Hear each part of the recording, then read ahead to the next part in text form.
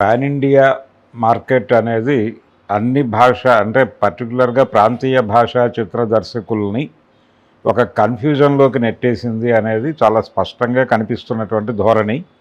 అందులో భాగంగానే రెట్రో అనేటువంటి సినిమా కార్తీక్ సుబ్బరాజు డైరెక్షన్లో సూర్య చేసినటువంటి సినిమా ఈరోజు థియేటర్లలోకి వచ్చింది. అంటే ఆడియన్స్కి థియేటర్కల్ ఎక్స్పీరియన్సెస్ కలిగించాలి అనేది ఒక తాపత్రయం అయితే, రెండోది ఆడియన్స్ని ఎక్కడికో వేరే లోకాల్లోకి తీసుకెళ్ళాలి, ఇలాంటి భ్రమలు కూడా ఉన్నాయి. అంటే లోకల్ కథని గ్లోబల్ లెవెల్లో చెప్పగలగటం టాలెంట్. అంటే ఈ రకమైనటువంటి మార్కెట్, ప్రపంచ మార్కెట్ ఉన్నప్పటికీ హాలీవుడ్ సినిమా ఎప్పుడు కూడా ఇలాంటి ఫీట్స్ చేయలే. కానీ కొన్ని సందర్భాల్లో వాళ్ళు చేశారు, కానీ అది వేరు. కానీ ప్రతి సినిమాకి ఇదే ఫీట్ చేయరు. కానీ ప్రస్తుతం ప్రాంతీయ భాషా దర్శకులు, పర్టికులర్గా భారతదేశంలో ప్రాంతీయ భాషా చిత్ర దర్శకులు పాన్ ఇండియా మార్కెట్ని అట్రాక్ట్ చేయటం కోసం, అలాగే పాన్ ఇండియా మార్కెట్ని అట్రాక్ట్ చేయడానికి తాపత్రయపడుతున్నటువంటి హీరోలతో కలిసి చేస్తున్నటువంటి సినిమాలన్నీ కూడా ఇలాంటి విన్యాసాలుగానే మిగిలిపోవటం అనేది మనకు కనిపిస్తుంది. కంగువా అలాంటి ఒక ఎక్స్పీరియన్స్ ఉంది మనకి. తర్వాత దాదాపు అలాంటి ప్రయత్నంలో భాగంగానే కార్తీక్ సుబ్బరాజుతో కలిసి సూర్య చేసినటువంటి రెట్రో సినిమా కూడా అదే లైన్లో వెళ్ళిపోయింది. అలాంటి ఫలితమే పొందేటువంటి పరిస్థితి కూడా ఉంది. అంటే కథలో కానీ కథనంలో కానీ ఏమాత్రము కొత్తదనం లేనటువంటి పరిస్థితి. అంటే అసలు ఎలా ఆయన ఒప్పుకున్నాడు ఈ కథని అనేది ఒక పెద్ద ఆశ్చర్యార్థకం. అంటే సూర్యాని ఏం చెప్పి కన్విన్స్ చేశారు అంటే, ఒక బానిస ప్రపంచం ఉంటుంది, వాళ్ళు బాస్ ప్రపంచం మీద ఒక తిరుగుబాటు చేస్తారు అనేది పాయింట్. ఈ పాయింట్ని ఈ సమాజంలో ఎలా చెప్పాలి అంటే, ప్రస్తుతం మనం మార్కెట్ ఎకానమీలో ఉన్నాం. మార్కెట్ ఎకానమీలో ఉన్నటువంటి వ్యవస్థ గురించి ఎలా మాట్లాడాలి, ఏ లెవెల్లో కథ వెళ్ళాలి అనేది ఏమాత్రము ఆ ఏరియాని పట్టించుకోలేదు. అయితే సెకండ్ హాఫ్లో కొన్ని డైలాగులు బాగున్నాయి ఈ సినిమాలో. పర్టికులర్గా హీరో హీరోయిన్ ట్రాక్ అయితే అసలు చాలా ట్రాష్. అది కొన్ని వేల సినిమాల్లో వచ్చినట్టు. అంటే హీరో వైలెంట్గా ఉంటాడు, హీరో ఆ వైలెన్స్ లేకుండా ఉంటే హీరోని ప్రేమించేటువంటి హీరోయిన్, హీరో వైలెంట్గా రియాక్ట్ అయిన ప్రతి సందర్భంలోనూ హీరోని వదిలేయాలని హీరోయిన్ అనుకుంటూ ఉంటుంది. ఈ ట్రాక్ కొన్ని వేల సినిమాల్లో చూసుంటాం మనం. ఇందులో కూడా దాదాపు అదే ట్రాక్ వాడాడు. అయితే చాలా సందర్భాల్లో వైలెన్స్ అనే దాని మీద చాలా చర్చ ఉంది. అంటే సందర్భోచిత హింస అని ఒకటి ఉంటుంది. అంటే హింస చేయక తప్పని పరిస్థితుల్లో హింస చేయటం తప్పు కాదు, దాన్ని తప్పు అనటమే తప్పు అనేది ఒక జనరల్ సూత్రీకరణ. కానీ ఆ సూత్రీకరణకు కూడా భిన్నంగా నడుస్తాయి ఈ పాత్రలు. అంటే మూర్ఖంగా అహింస గురించి మాట్లాడటం కూడా ఒక రకమైన హింసే అనేటువంటి సిద్ధాంతం కూడా ఉంది మనకి. కాబట్టి ఆ ధోరణిలో హీరోయిన్ క్యారెక్టర్ని నడిపాడు. పూజా హెగ్డే చేసింది ఆ క్యారెక్టరు. అది ఏమాత్రమూ ఆడియన్స్ని ఎంగేజ్ చేయలేనటువంటి కండిషన్లో ఆ క్యారెక్టర్ నడుస్తుంది. చాలా రొటీన్గా నడిచేటువంటి కథ. దీనిలో ఎక్కడ పెద్దగా కొత్తగా చెప్పుకోవడానికి ఏమీ లేనటువంటి పరిస్థితి. చాలా ఫ్లాట్గా వెళ్ళిపోతుంది సినిమా.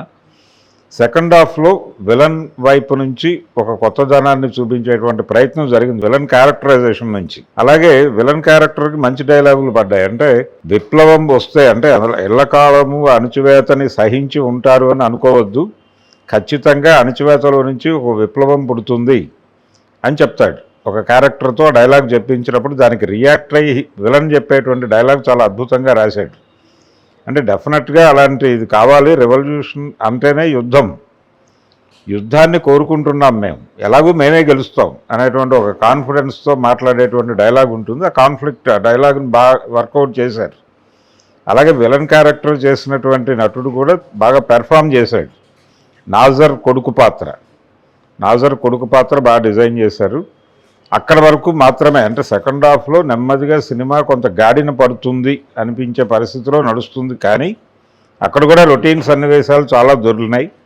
అంటే కథని రివీల్ చేయటం నా ఉద్దేశం కాదు, కానీ ఇది ప్రధానంగా 1975 ఆ ప్రాంతాల్లో నడిచినటువంటి అనేక సినిమాల్లో నడిచినటువంటి ఫార్ములా కథ. ఇది ఏమాత్రము కొత్తదనం లేనటువంటి సినిమా. ఎంజి రామచంద్రన్ గారి పాత సినిమా చూసినటువంటి అనుభూతి కలిగించాడు కార్తీక్ సుబ్బరాజు సూర్యతో చేసినటువంటి ఈ రెట్రో అనేటువంటి సినిమాలో. అయితే ఈరోజు రిలీజ్ అయినటువంటి 2 సినిమాలకి కొన్ని సారూప్యతలు ఉన్నాయి. అదేంటంటే దశావతారాలు, అలాగే పరమాత్మ దర్శనము. అంటే భక్తులు హింసల్లో ఉన్నప్పుడు, అంటే భక్తులు హింసకి గురవుతున్న సందర్భాల్లోనూ, కష్టాలకు గురవుతున్న సందర్భాల్లోనూ భగవంతుడు అవతరిస్తాడు, అవతరించి తన భక్తుల్ని తాను కాపాడుకుంటాడు అనేటువంటిది కాన్సెప్ట్. అంటే భగవద్గీతలో శ్రీకృష్ణుడు చెప్తాడు, ఎప్పుడు అధర్మం తాండవిస్తుందో, ఎప్పుడు ధర్మానికి గ్లాని సంభవిస్తుందో అప్పుడు నేను ఉద్భవిస్తాను అని చెప్తాడు ఆయన. సంభవామి యుగే యుగే అంటే అదే. కాబట్టి ఇలా ప్రజలు అణిచివేతకు గురవుతున్న ప్రతి సందర్భంలోనూ ఒక కథానాయకుడు పుడతాడు, వాళ్ళకి విముక్తి కలిగిస్తాడు అనేది కూడా పాత కాన్సెప్ట్, ఎంజీఆర్ రోజుల నాటి కాన్సెప్ట్ అది. ఆ తరహా పాత్రలు ఎంజీఆర్, ఎన్టీఆర్, చిరంజీవి వీళ్ళందరూ చేస్తారు, రజనీకాంత్ గారు. ఇలా అదే ధోరణి కథని మళ్ళీ రాసుకున్నాడు ఆయన. బానిస ప్రపంచం ఒక తమకి విముక్తి ప్రసాదించేటువంటి ఒక కథానాయకుడి కోసం ఎదురు చూస్తూ ఉంటుంది. ఆ కథానాయకుడు అక్కడే పుట్టి ఎక్కడో పెరుగుతాడు. దానికి భాగవతం రెఫరెన్సు, శ్రీకృష్ణ జన్మ వృత్తాంతం లింకులోకి వెళ్ళిపోయి ఆ డిజైన్ అక్కడ చేశాడు. ఎలాగైతే కంసుడు, అంటే దేవకి గర్భాన తనని సంహరించేవాడు పుడతాడు అని ఆకాశవాణి చెప్పిన తర్వాత కంసుడు ఎలా రియాక్ట్ అవుతాడో ఈ సినిమాలో నాజర్ క్యారెక్టర్ కూడా అలాగే రియాక్ట్ అవుతుంది. ఇలా పౌరాణిక రెఫరెన్స్లు ఉన్నాయి, అలాగే పాత ఫార్ములా సినిమాల రెఫరెన్స్లో ఉన్నాయి. అంటే ప్రూవ్డ్ సబ్జెక్ట్తో పెడితే సినిమా హిట్ అవుతుంది, ఇలాంటి కాన్ఫిడెన్సెస్ ఏవైనా ఉంటే ఉండుండొచ్చు కార్తీక్ సుబ్బరాజ్కి. కానీ ఇది అన్ని సందర్భాల్లోనూ వర్కౌట్ అయ్యేది కాదు. ప్రూవ్డ్ సబ్జెక్ట్ అనే కాన్సెప్టే పాత చింతకాయ కాన్సెప్ట్ అని చెప్పి ప్రూవ్ అయిపోయింది. ఇప్పుడు రీమేక్ సినిమాలు ఎవరైనా ప్రూవ్డ్ సబ్జెక్ట్ అని కనుక తీస్తే దారుణమైన వైఫల్యాలు చిరంజీవి, పవన్ కళ్యాణ్ ఇద్దరూ ఎదుర్కొన్నారు. కాబట్టి అంత పెద్ద స్టార్స్కే రీమేక్ సినిమాలతో హిట్ రాలేదు అనేది స్పష్టంగా తెలుసు మనకి. అలాగే ప్రూవ్డ్ సబ్జెక్ట్ అనే పేరుతో ఏ ప్రయత్నం చేసినా జనాలు మొహం పక్కకు తిప్పుకుంటున్నటువంటి సందర్భం. అందుకని కొంచెం కొత్తగా ఆలోచించాలి. కొత్త తరహా సినిమాలు తీయగలిగితే జనాలు చూస్తారు. మీరు లోకల్ కథలే చెప్పండి, మీరేమీ వేరే లోకాలు చూపించక్కర్లేదు, అద్భుతాలు క్రియేట్ చేయక్కర్లేదు. థియేట్రికల్ ఎక్స్పీరియన్స్ అనేటువంటి పేరుతో విఎఫ్ఎక్స్ మీద ఆధారపడేటువంటి మ్యాట్ షూట్ సినిమాలు మీరు తీయక్కర్లేదు. మంచి కథతో ప్రస్తుత సమాజంలో ఉన్నటువంటి వైరుధ్యాలని కథాంశాలుగా తీసుకుని మీరు ఒక ప్రాపర్ సినిమా చేయగలిగితే డెఫినెట్గా జనం చూస్తారు. అంటే లోకల్ కథలని గ్లోబల్ లెవెల్లో మీరు ఎలా చెప్పగలరు? అది మలయాళం ఇండస్ట్రీ నుంచి జరుగుతోంది, కానీ తమిళ పరిశ్రమ నుంచి ఇలాంటి సినిమా రావటం అనేది నిజంగానే దురదృష్టకరం. కాబట్టి ఈ సినిమా సూర్యకి మరొక వైఫల్యాన్ని మిగిల్చినటువంటి సినిమాగానే మిగిలిపోతుంది. రెట్రో కంగుబా బాటలోనే ఈ సినిమా కూడా థియేటర్లో కూర్చున్నటువంటి ఆడియన్స్ సహనానికి పరీక్ష పెట్టేటువంటి సినిమాగానే మిగిలిపోతుంది. ఈ సినిమాకి నేను ఇచ్చే రేటింగ్ 2, అది కూడా సూర్య పెర్ఫార్మెన్స్ వరకే.